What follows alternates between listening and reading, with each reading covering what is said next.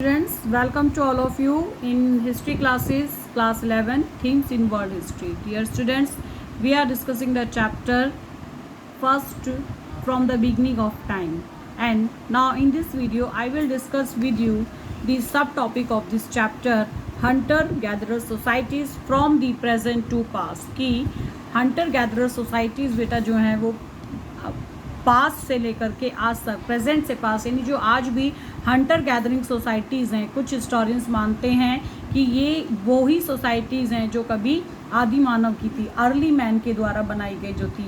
Means उसमें से कुछ लोग परमानेंट सेटलमेंट की तरफ चले गए और कुछ लोग क्या रह गए, hunt as a hunter gatherer रह गए। सो लेट्स स्टार्ट बेटा। As our knowledge of present day hunter gatherers increase through studies by anthropologists, a question that began to be posed was whether the information about living the hunters and gatherers could be used to understand past societies. Currently there are two opposing views on the issues. वही बात जो मैंने अभी आपको बताई कि historians कुछ मानते हैं कि जो आज के pastoral कम्युनिटीज़ हैं, सोसाइटीज़ हैं, वही वो पास्ट में वही क्या थे, अर्ली मैन थे, यानी वही लोग क्या करते थे, गैदरिंग वगैरह करते थे। लेकिन बेटा दूसरी साइड स्कॉलर्स क्या कहते हैं, यहाँ पे टू ओपिनियंस हैं। On one side are scholars who gave directly apply करते हैं कि स्पेसिफिक डेटा जो मिलता है present day hunter gather society से, वो उसको जोड़ते हैं आर्कियोलॉजिकल रिमेन्स के साथ, जो पास्ट के हमें अवशेष मिले हैं उसके साथ जोड़ देते हैं वो, और बताते हैं कि ये लोग वही थे, ठीक है। लेकिन नेक्स्ट बेटा, on the other side are scholars who feel that ethnographic data क्या होता है बेटा? Ethnography is the study of contemporary ethnic group. जो कंटेम्प्रेरी एथनिक ग्रुप हैं उनके बारे में स्टडी करना, उनके रहन सहन के बारे में, खान पान, उनके आजीविका के साधन, साथ ही किस तरह की टेक्नोलॉजी, उन सारी चीज़ों को रिसर्च किया जाता है, उनका स्टडी की जाती है। इसमें मेल और फीमेल की क्या यहाँ पे रोल था, किस तरह के रिचुअल्स लोग फॉलो करते थे, साथ ही साथ पॉलिटिकल जो संस्थाएं थी, इंस्टीट्यूशंस थी, और सोशल कस्टम्स वगैरह क्या थे। तो कुछ हिस्टोरियंस बेटा कहते हैं कि on the other side are scholars who feel the ethnographic data can not be use for understanding past societies as the two are totally different. वो कहते हैं कि आज की जो pastoral community hunter gathering societies है, उस हंटर गैदरिंग सोसाइटी से जो अर्ली मैन था उसका लाइफस्टाइल बिल्कुल डिफरेंट था, इसीलिए इनको दोनों को एक साथ नहीं लाया जा सकता। For instance present day hunter gather societies pursue several other economies. वो बताते हैं, हिस्टोरियंस कहते हैं कि आज के समय की बेटा जो हंटर गैदर सोसाइटीज़ हैं वो केवल और केवल हंटिंग और गैदरिंग ही नहीं करती हैं, इसके अलावा बिसाइड इट वो बहुत सारी इकोनॉमिक एक्टिविटीज़ में इंडल्ज हैं। किस तरह से?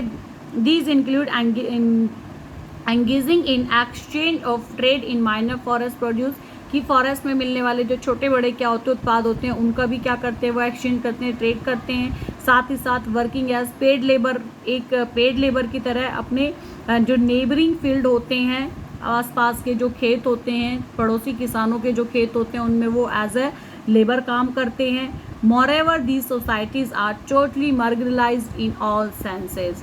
पूरी तरह से ये सोसाइटीज़ क्या हैं, ये पूरी तरह से ये सोसाइटीज़ क्या हैं, एकदम मिक्स सोसाइटीज़ की तरह से हैं, जोग्राफिकली, पॉलिटिकली एंड सोशली, ठीक है। The conditions in which they live are very different from those of early humans. तो ये हिस्टोरियंस क्या कहते हैं कि जो कंडीशन, जिस कंडीशन में आज की हंटर गैदरिंग सोसाइटीज़ रहती हैं, वो कंडीशन बिल्कुल डिफरेंट हैं अर्ली मैन की हंटर गैदरिंग सोसाइटीज़ में, ठीक है। अनदर प्रॉब्लम क्या है बेटा ये मानने में कि आज की जो सोसाइटीज़ हैं वही अर्ली मैन वाली सोसाइटीज़ हैं। दूसरी ये प्रॉब्लम आती है कि another problem is that there is a tremendous variation among us living hunter gather society, जो मैंने अभी आपके साथ डिस्कस किया। बहुत ज़्यादा क्या डिफरेंस है, कन्फ्लिक्टिंग डेटा आता है on many issues such as relatives, importance of hunting and gathering group sizes और the movement from place to place. ये सारी चीज़ें जो है बहुत ज़्यादा कन्फ्लिक्टिंग है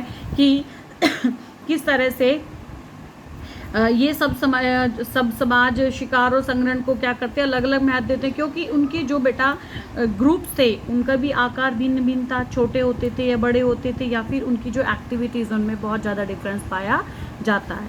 also there is a little consensus regarding the division of labor in food procurement. और एक क्वेश्चन यहाँ ये भी उठता है कि फूड प्रोक्योरमेंट में किस तरह से यहाँ पे लेबर का डिवीज़न था. Although today generally women gather and man Hunt. क्या होता था कि आज के समय में तो क्या जो आज की शिकार संग्रह के ये हमारी सोसाइटीज़ हैं, यहाँ पे वीमेन क्या करती हैं, यहाँ पे जनरली वीमेन गैदर करती हैं, इकट्ठा करती हैं, जबकि मैन क्या काम करते हैं, शिकार करने का काम करते हैं. But about the early societies हमारे पास में ये किसी भी तरह के एविडेंसेस अवेलेबल नहीं है बेटा कि मेल और फीमेल में किस तरह से डिवीज़न ऑफ लेबर था. Okay, in any case the important role of women in contributing. हालांकि ये हमें पता चलता है साक्ष्य से कि महिलाओं का भी बहुत ज़्यादा इम्पॉर्टेंट स्थान रहा था फूड सप्लाई में, इन सोसाइटीज़ में.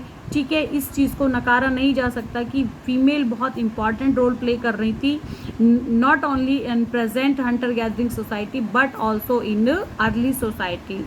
But it is perhaps this factor that ensures a relatively equal role for both women and men in present day.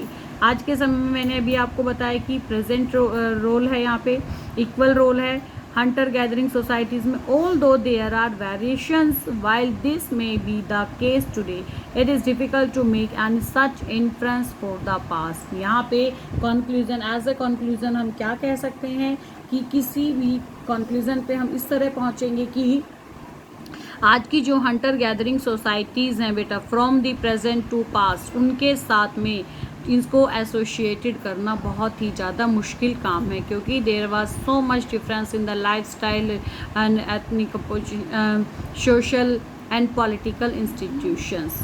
Okay, so in this lecture I have discussed with you hunter gatherer societies from the present to the past. In next lecture I will discuss the conclusion, the apples of this chapter. Till then keep continue your studies. Thank you.